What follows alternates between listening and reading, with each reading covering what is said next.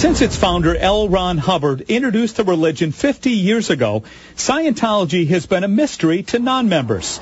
Now a Portland man who spent nearly 40 years with Hubbard and the church tells KATU how he got out of what he describes as a religious prison. And you are kept under watch by security people 24 hours a day. Hey! Trespassing, you're under arrest. And how he says critics are silenced by this powerful church.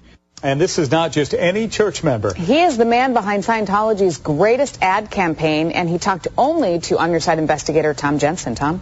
He was a member of Scientology's Elite C organization and traveled around the world with founder L. Ron Hubbard, a former believer who is now going public with what he describes as the dark side of Scientology.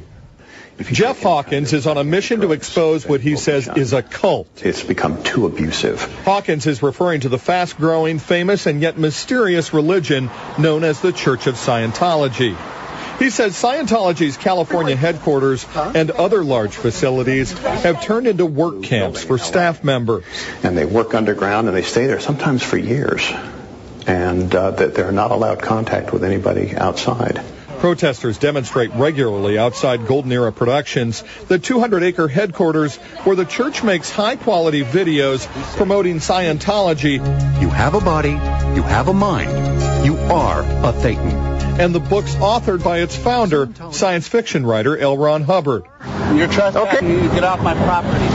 Hawkins says the church will do anything to quiet critics. Hey! Trespassing. You're under arrest for trespassing. No. You're under arrest for trespassing. Hey, guys! You're under arrest for trespassing. He says this physical confrontation between a church security guard and a protester does not surprise him because he and other staff members have been attacked when they dared question church leaders. And then they're subjected to all kinds of punishments and abuse. We tried to talk to leaders at the Church of Scientology here in Portland. You're looking for Gwen Bernard? Yeah. A spokesperson for the church met me at the station 2 days later. Gwen Barnard said she didn't have time to do an on-camera interview, but asked me to submit questions in writing, which I did. We got this letter in response, which in part says, quote, Jeff Hawkins was dismissed 4 years ago. The details are not matters the church will discuss in the press. As far as the abuses at church rehab camps go, the letter states, quote, the Rehabilitation Project Force is a voluntary religious program. I have worked in Scientology churches for more than 2 decades, and not once have I seen anything like this occur.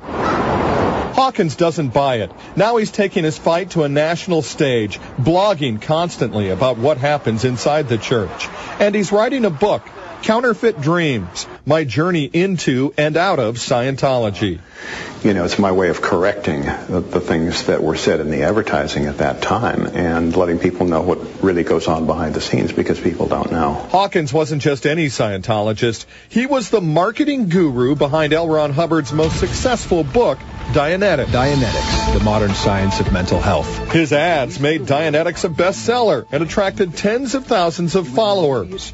20 years later, I decided I'd had enough, and so I left.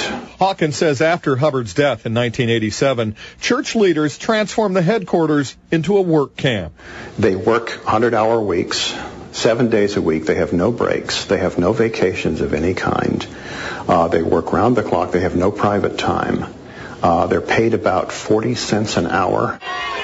And what about those celebrity Scientologists like Tom Cruise and John Travolta? They are just coddled from beginning to end. Hawkins says he was present when Cruise toured the headquarters, and his visits are carefully orchestrated. The staff are not allowed to talk to him, and they have certain staff set up and rehearsed in those spaces to give him a certain scripted talk. Hawkins says he won't be silenced. Going public is his personal penance for recruiting so many new members through his marketing plans. Anybody has the right to practice any religion that they want to practice, but they do not have the right to abuse people's rights, and that's what needs to be stopped. I also talked to the international spokesman of the Church of Scientology today, Tommy Davis. Davis says celebrities like Cruz and Travolta are free to go wherever they want and talk to anyone when they tour church campuses. He said, frankly, the church is tired of disputing Jeff Hawkins' claims. He likened Hawkins to a member of a Jesuit order who leaves the church and then complains of living a life of celibacy and poverty. Clearly very involved in this church, though, for him to come out and say all these things. You know, you have to wonder what's going through his head. Yeah, the church, though, insists that he's not telling the truth. All right, Tom, thank you. Thank you, Tommy.